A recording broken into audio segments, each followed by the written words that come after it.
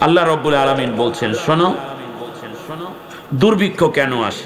দুর্ভিক্ষ আসার প্রথম কারণ হলো এই যে وضربت عليهم الذلة والمسكنة وباءوا بغضب من الله ذلك بأنهم كانوا يكفرون بآيات الله ويقتلون النبيين بغير الحق ذلك بما عصوا وكانوا يعتدون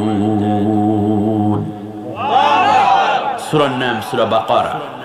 মন দিয়ে শুনুন, সূরা বাকারায় আল্লাহ তাআলা বলছেন কেন দুর্ভিক্ষ, দারিদ্রতা, ক্ষুধা এগুলো আসে।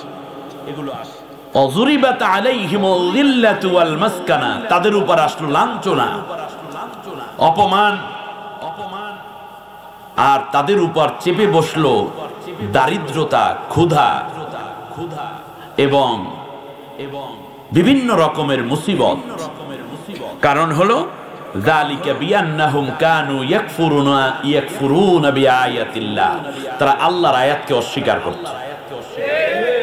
তাহলে দেশে দুর্ভিক্ষ আসার প্রথম কারণ হচ্ছে আল্লাহর আয়াতকে অস্বীকার করা।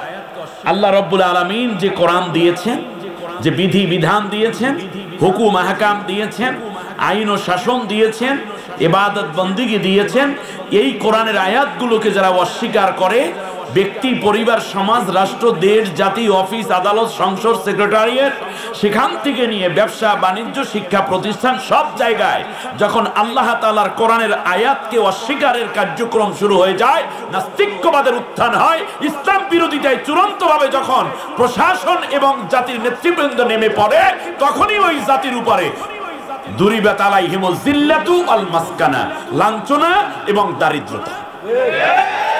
তাহলে দারিদ্রতা এবং লাঞ্ছনা আসার কারণ ওই সমস্ত লোকেরা যারা আল্লাহর কোরআনকে বরদাস্ত করতে পারে না, আল্লাহর কোরআনের কথা শুনলে গা জ্বলে, কোরআনের কথা যারা বলে তাদের উপর যারা অত্যাচার চালায়, ওই সমস্ত দুষ্টদের কারণেই সমাজের মধ্যে দুর্ভিক্ষ আসবে।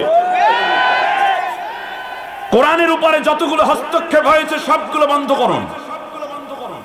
তাম বিশ্ব জুড়ে আমরা কোরআনকে সম্মান করি মানে পেশাই গোছাই রেখে দিয়েছি, কিন্তু কোরআনের মধ্যে যে আইন আছে একটি আইনও বাংলাদেশে কায়েম নেই। কোরআনের মধ্যে যে বিধিবিধান আছে একটিও কায়েম নাই। তাহলে একে কোরআনকে তো আমরা মাহজুর করে দিয়েছি। দুনিয়ায় লাঞ্ছনা শুধু আসবে না, বরং কিয়ামতের দিন নবী মামলা করবে এই হতভাগা উম্মতের বিরুদ্ধে যারা আল্লাহর কোরআনের সাথে নিজের জীবনকে মিলাতে পারে না। সূরার নাম সূরা ফুরকান। কাগজ কলমে লিখে নেন, সব বিষয়গুলো রাজনৈতিক এবং দলীয় বিষয় নিবেন না, কারণ কিয়ামতের ময়দানে নবীর সুপারিশ ছাড়া আপনি জান্নাতি হতে পারছেন না। আর সেই নবী সুপারিশ না করে আপনার আমার বিরুদ্ধে মামলা করবে একটা অপরাধে। ওয়াকালার রাসূল ইয়া রাব্বি ইন্না কওমি ইত্তাখাযু হাযাল কুরআনা মাহজুরা।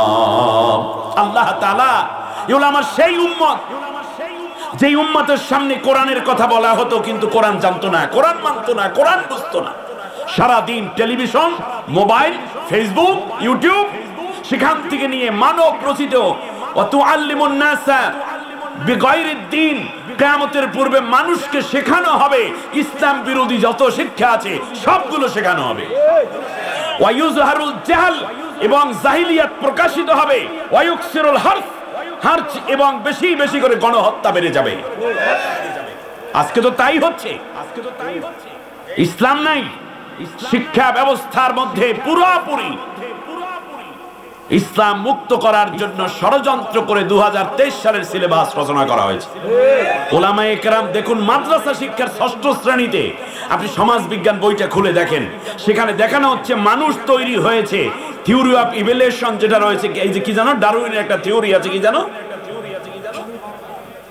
ট্রান্সফরমিজম, বিবর্তনবাদ। এই বিবর্তনবাদকে প্রতিষ্ঠিত করেছে বানর, শিম্পাঞ্জি, ওরাং ওটান, হনুমান, এই থেকে মানুষ তৈরি হয়েছে। এইগুলো মাদ্রাসায় পড়ানো হচ্ছে। মানুষকে শেখানো হচ্ছে মাদ্রাসায় যে কিভাবে নাচতে হয়, কোন নাচে শরীরের কোন অঙ্গ নড়ে।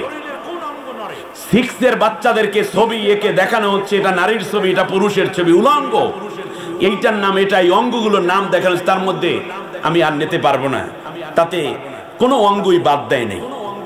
6 এর বাচ্চাকে এগুলো পড়াই ডাক্তারি শেখাচ্ছে, এর মানে অশ্লীলতা। বেহায়া কোন পর্যায়ে পৌঁছেছে? নারীদের পর্দা আছে নাই? আপনি পর্দার পক্ষেও তো কথা বলতে পারছেন না, তাহলে তো অবস্থা খারাপ হয়ে যাবে আপনার। আমার বন্ধুগণ, এক এক করে সবকিছু যেন একটা গোলক ধাঁধার মধ্যে পড়ে যাচ্ছে। 1 নম্বর কারণ হচ্ছে এই যে, শুধু তাই না, নবী মামলা করবে এই বলে আল্লাহ তাআলা এই নামদারি সেই উম্মত যে দুনিয়ায় কোরআন পড়ে নাই, কোরআন বোঝে নাই, কোরআনের বিরোধিতায় লিপ্ত ছিল, ওর বিরুদ্ধে আমি তোমার কাছে মামলা দায়ের করে দিলাম। শুধু তাই না, আমার পাশে একজন অনেক বড় সাইয়্যিদ আলেম বসা, এখানে অনেক উলামা ইকরাম আছেন, আমি কথাগুলো বানিয়ে বলছি। এবার আসেন, কোরআন কি বলবে আল্লাহর সাথে, তাহলে বোঝা যায় এই পৃথিবীতে কারা কোরআনের পক্ষে আর কারা কোরআনের বিপক্ষে। নবী তাদেরকে চেনেন এবং দেখেন। অপরদিকে আল্লাহ রাব্বুল আলামিনের হাবিব বললেন, ইয়াকুলুল কুরআনু ইয়া রাব্বাল আলামিন ইন্না আবদাকা হাযা ইত্তাখাযানি মাহজুরা ফাকদি বাইনি ওয়া বাইনাহু।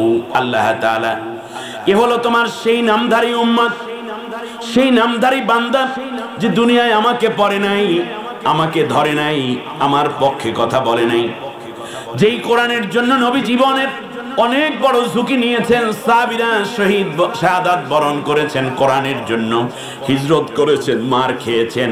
আল্লাহ তাআলা, এই উম্মতের ঘরে আমি ছিলাম, কিন্তু আমাকে পড়ে নাই, আমাকে ধরে নাই, আমার পক্ষে কথা বলে নাই। আজকে আমি তোমার কাছে এই নামধারী উম্মতের বিরুদ্ধে, আল্লাহ তাআলা এই বান্দার বিরুদ্ধে মামলা করে দিলাম। ফাকদি বাইনি ওয়া বাইনাহু, সুতরাং তার এবং আমার মাঝে আজকে তুমি বিচার ফয়সালা করে দাও। Ayat Media TV, always engaged in promoting Islam.